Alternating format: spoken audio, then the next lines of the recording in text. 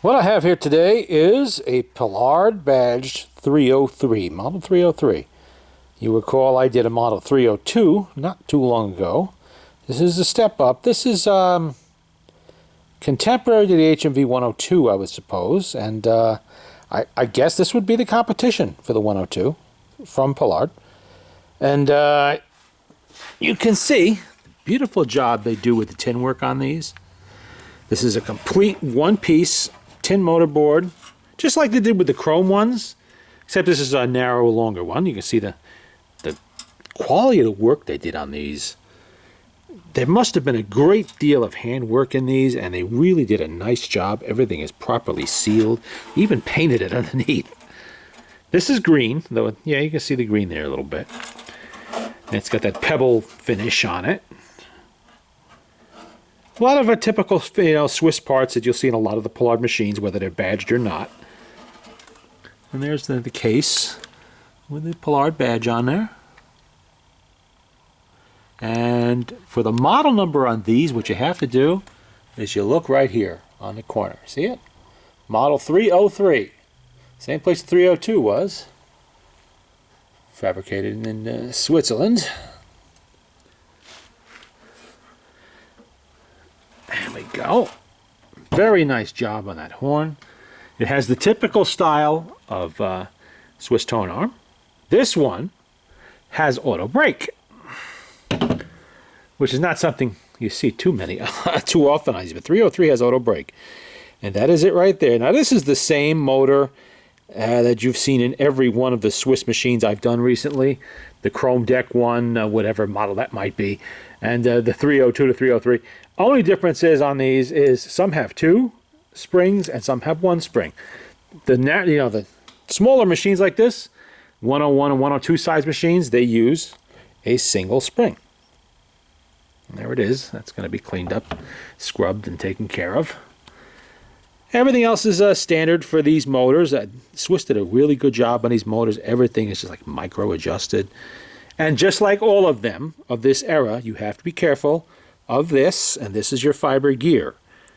But this one, despite being covered with grease and oil for probably the last 90 years, is actually in very good condition. It's beautiful condition.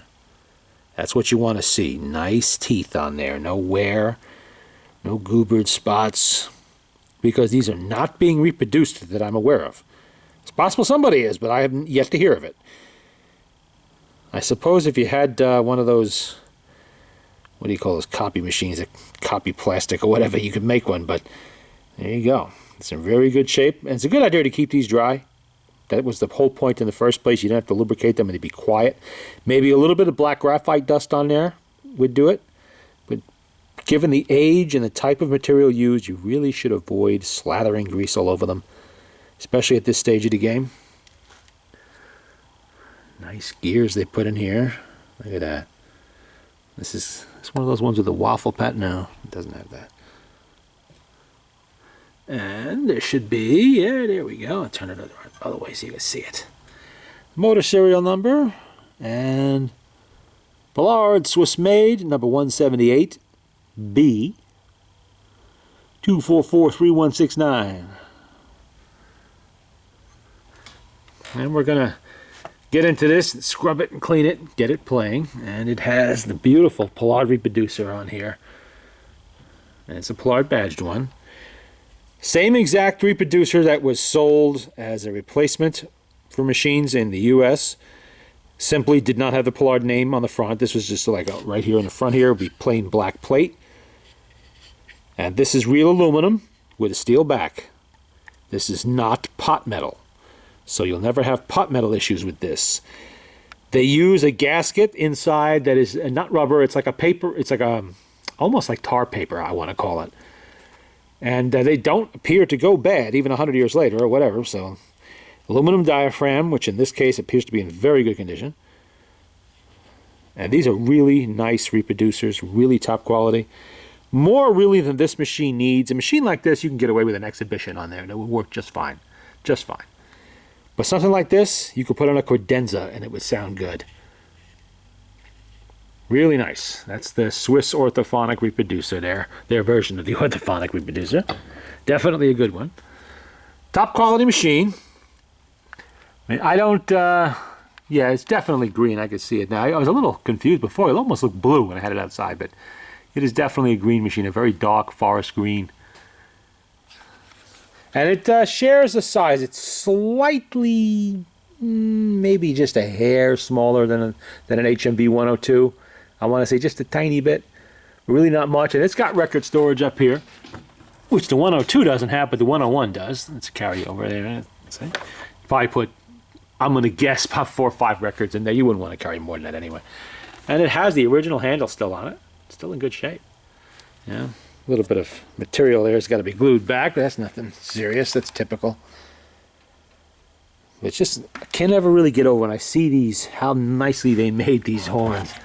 All that work and attention to, I mean, they could have easily made this out of paper mache, and most buyers probably never would have known. But that's really, really nice work. And all one piece. Really top quality. You know, I like that. Easily as good as the one you'll find in the 102 or the 101 as far as workmanship goes. Very nice. And I'm not sure what they made these horns out of. I guess they are just tin.